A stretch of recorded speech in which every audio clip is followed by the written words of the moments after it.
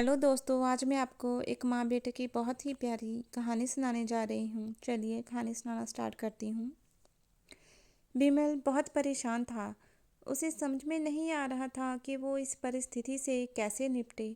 वो अपनी माँ को बहुत चाहता था, किंतु उसकी पत्नी और बच्चे उसकी माँ से बहुत दूर भागते थे, क्योंकि उसकी माँ की एक आंख नहीं थी, साथ ही उसकी कमर भी 90 इंच पर झुकी थी।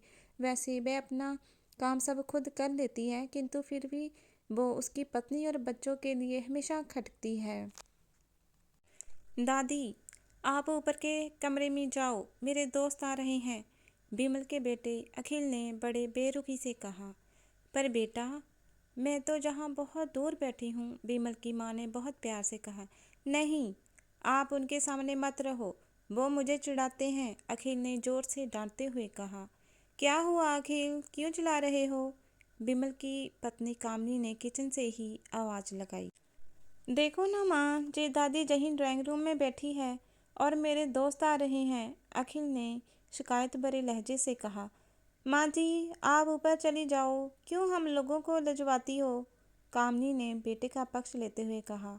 बेचारी सरस्वती चुपचाप उठकर जीने के सहारे ऊपर जाने लगी। कमर झुकी होने के कारण उन्हें ऊपर चढ़ने में बहुत परेशानी हो रही थी, किंतु वो पूरी ताकत से ऊपर के एक अकेले कोने वाले कमरे में जाकर बैठ गई। विमल बाजू के कमरे से सब कुछ सुन रहा था। उसे कष्ट हो रहा था कि उसकी माँ को अपमानित होना पड़ रहा है, किंतु वो असहाय था।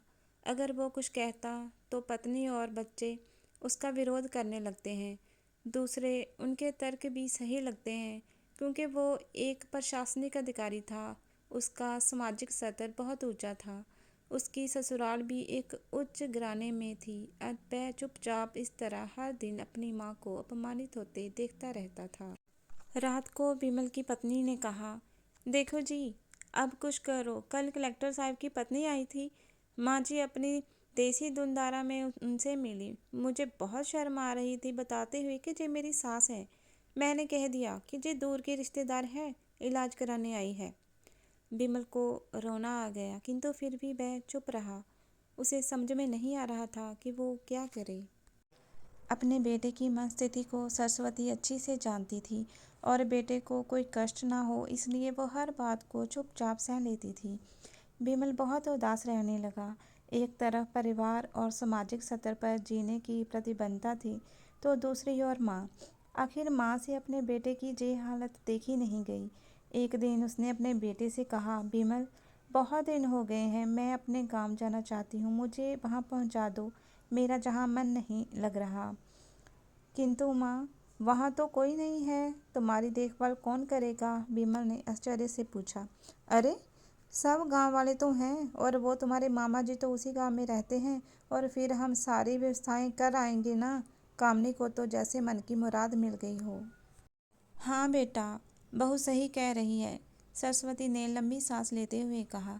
बिमल जानता था कि गांव में माँ की देखभाल करने वाला कोई नहीं है, लेकिन अपनी पत्नी की जिद के कारण वह अपनी माँ को गांव में छोड़ने पर विवश हो गया।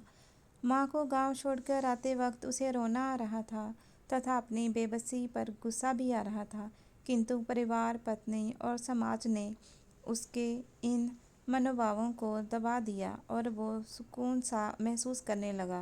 कुछ दिनों के बाद उसके चाचा, जो अमेरिका में रहते थे, आने वाले थे। जब बिमल बहुत छोटा था, उसके पिता जीवित थे, तब वो भारत आए थे, और उसके बाद वो अब भारत आने वाले थे। पूरा परिवार और आस पड़ोस बहुत उत्साहित था।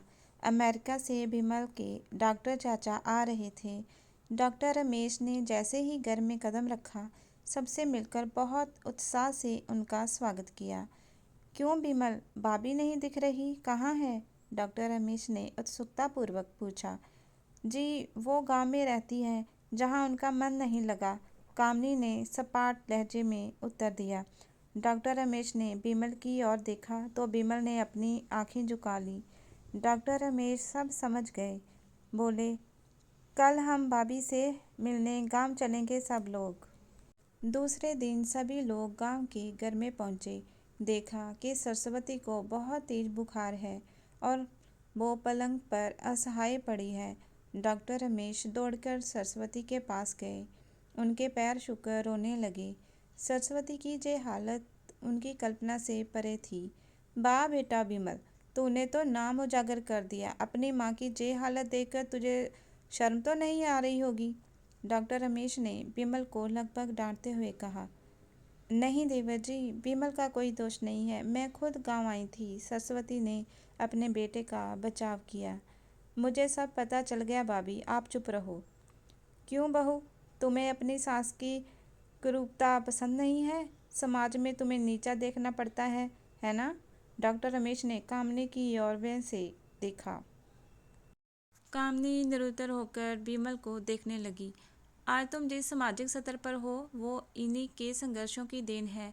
और बेटा विमल, तुम्हें शायद मालूम ना हो कि बचपन में जब तुम 1 साल के थे तब छत से नीचे गिरने के कारण तुम्हारी एक आंख फूट गई थी और तुम्हारी रीढ़ की हड्डी में भी समस्या थी।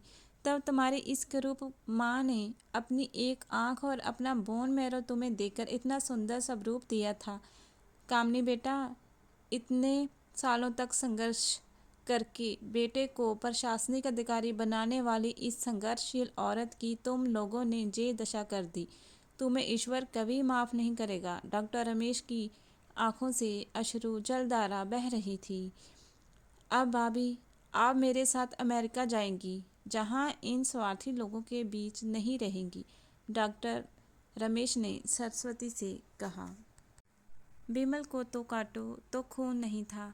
डॉक्टर रमेश जो उसके चाचा थे, उन्होंने जो राज बताया उसके बाद तो विमल को यही लग रहा था कि उससे ज़्यादा पापी इंसान इस दुनिया में कोई और है ही नहीं। वह दौड़ता गया और माँ सरस्वती के कदमों से लिपट गया। माँ, मेरा अपराध अक्षम्य है। मैं जानबूझकर चुप्पी साधे रहा, आपका अपमान करवाता रहा। अब सिर्फ आप ही उस घर में मेरे साथ रहेंगी और कोई नहीं। विमल ने अगन्य दृष्टि से अपनी पत्नी की ओर देखा और बच्चों की ओर देखा।